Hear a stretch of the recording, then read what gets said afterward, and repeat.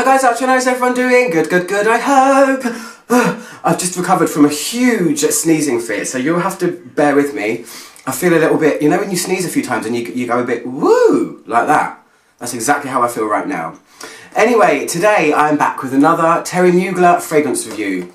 Always love doing them, really cool brand. And today it's Alien Eau Extraordinaire. It's one of my most recent acquisitions, and there are tons of Alien flankers. You know, it's a hugely successful fragrance, polarizing to some, but there is a massive fan base out there, so I always try and get my hands on all of the Aliens to try them, and I don't think I've smelled a bad one yet. They're all good in their own little way. So this one is Alien Eau Extraordinaire. I'll quickly show you the bottle because it's very pretty and very, very large. It's really cool. Oh, it's got fingerprints all over it too. But yeah, this Alien was released in 2014 after the massive success of the original in 2005. There's been a lot of flankers. I've reviewed a couple of them, I think. I have reviewed the liqueur version, and I've also reviewed the taste of fragrance version if you care to go and check them out.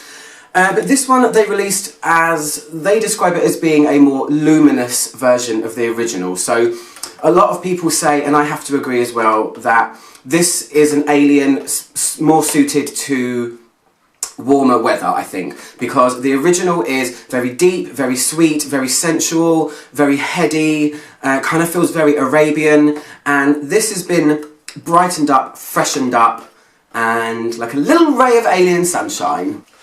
So here's a closer look at the bottle. It's faceted like the other ones, angular, strange. Mine's the refillable one as well. I think you can just pop this top off and get a refill for it. The boxes are pretty cool.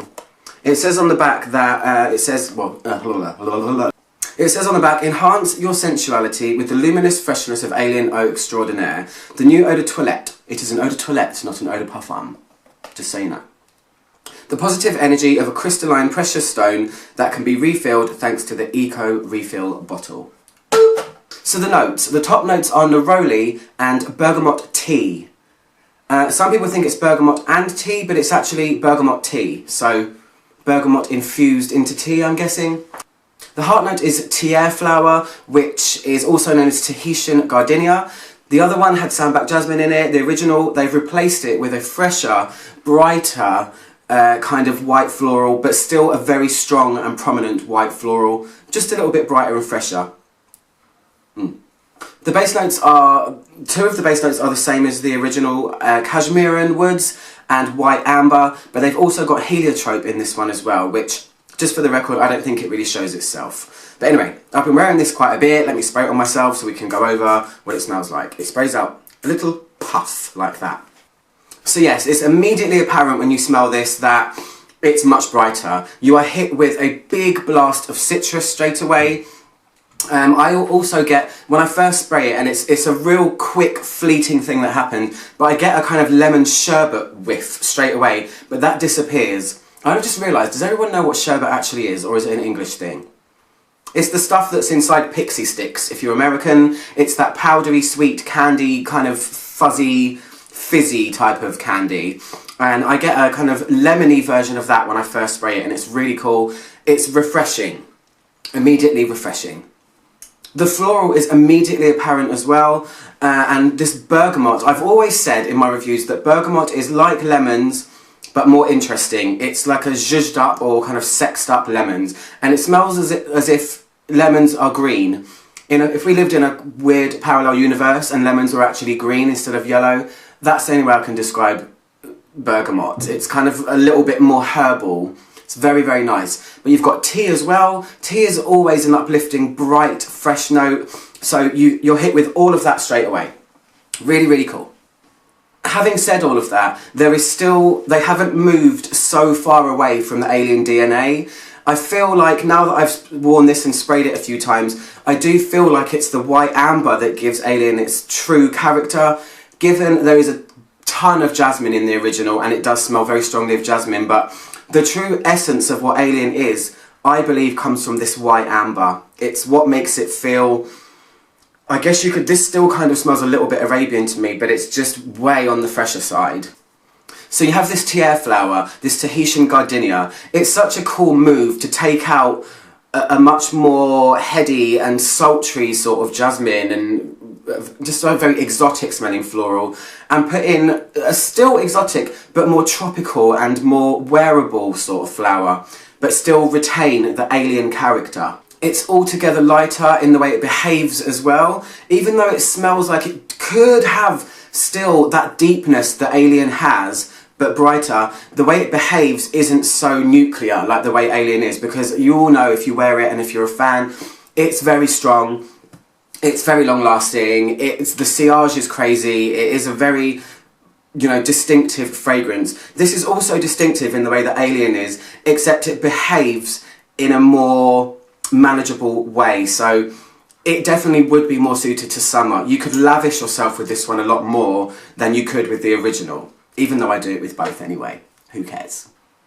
It's kind of like a more friendly version of Alien, even though I don't see Alien as being unfriendly, but I do see why it's quite polarising and a lot of people can't wear it because it's just too much.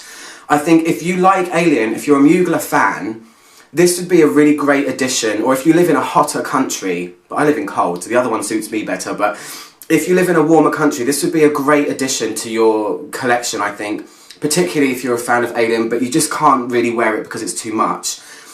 The colour of the liquid is perfect, it has a kind of sunny disposition, it is, like I said, much more bright, and when it starts to dry, the citruses do take a little bit more of a backseat, the brighter notes take a bit of a backseat, and there is a bit of a whack to it. There is still depth. This isn't all sweetness and light. It isn't ethereal in any way. It's still got, like I said, that Alien character, so I still feel like it's got enough punch to be recognised as Alien, but it's just more friendly. It's more sunny, it's more fun. This would be like the daytime, spring, summer Alien, and the other one is definitely a nighttime, winter Alien. Not to make any rules up, but you know what I'm trying to say, right? The overall effect on me is something that is more pleasant, more wearable, and just easier to like, I think.